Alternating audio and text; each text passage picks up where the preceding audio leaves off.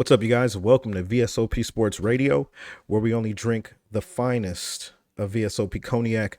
I'm your host, Ryan, and today we're going to discuss the matchup between Colorado and USC. USC defeats Colorado 48-41 in what started off as a beatdown, but ended up in a fourth quarter thriller. Colorado found a way to get their offense going after trailing 14-0 in the first quarter.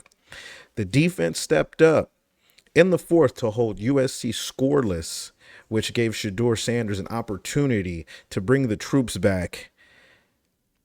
And let me tell you, Omarion Miller, a star is born. Today was his first game with a catch, and he goes out and has 7 receptions for 196 yards, which was a freshman record at Colorado University. Let me tell you, no one expected Colorado to win this game. They were clearly underpowered, that we've seen over the last few weeks. They're clearly overpowered, but what a bounce back game from when they played Oregon last week.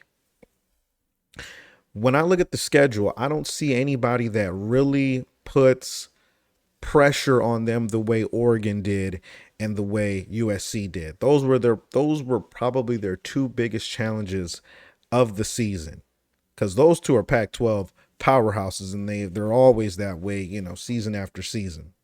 But let's take a look at these numbers.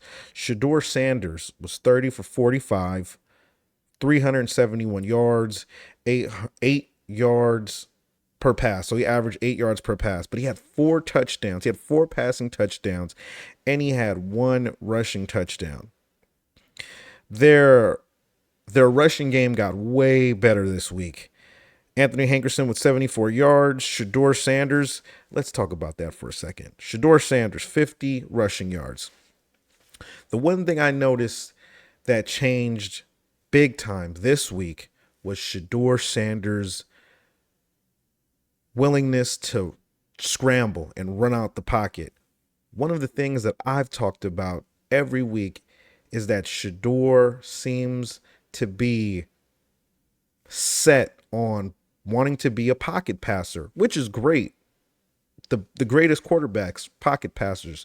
His mentor is Tom Brady. Tom Brady never ran. But Shedeur is gifted with the ability to run. And one thing he needs to do every week is when he doesn't see his targets open, he needs to get out of there. Instead of taking all that time, that's where all the sacks come from. His offensive line isn't that great, so he has less time to scan the field. He needs to make sure that after going through his progression, 1, 2, I don't see you, I'm out. Let me look for a lane and just run through. And that's what it looked like he did today. And I feel like that was the beginning of the turnaround. The Colorado Buffaloes had a total of 193 rushing yards, which was a major difference from last week. Receiving, Omarion Miller, like I said, 196 yards. Jimmy Horn, who caught that fourth quarter touchdown, which put them within 7. He had 84. Michael Harrison with 44, which is the tight end. Xavier Weaver. I mean, let's look at this. 7 receptions, 6 receptions, 7. These guys, Shedeur is finding these guys for sure. Now let's take a look at USC. Caleb Williams, the guy's a stud. 400 yards, 30. He actually started the game like 17 of 20. Caleb Williams, 30 of 40 for 403 yards, averaging 10 yards per pass, 6 touchdowns. 6 touchdowns. But he did suffer his first interception this season to Colorado. Taking a look at the rushing, Marshawn Lloyd, 13 rushes for 84 yards, and they really didn't do too much after that. Taj Washington, 117 yards. He really found his receivers as well.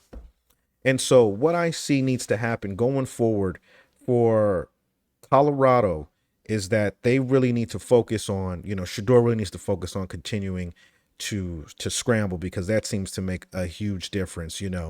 These it's a shame that these teams are going to different conferences and that the Pac-12 is ending at the end of the year, because I feel like Colorado has really made the Pac-12 a conference that you want to watch.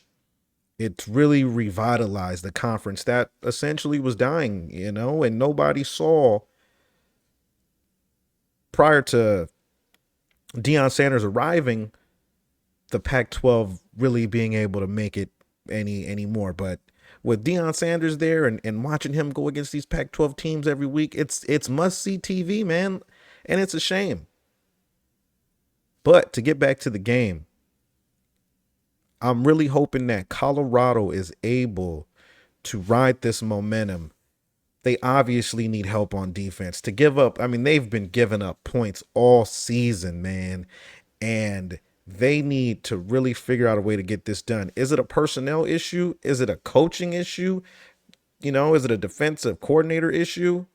I'm not sure, but as the weeks go on, we're going to continue to analyze these games of the week. You guys do me a favor. If you're enjoying the vibe, like and subscribe, and I will catch you guys next time here on V.S.O.P Sports Radio. Peace.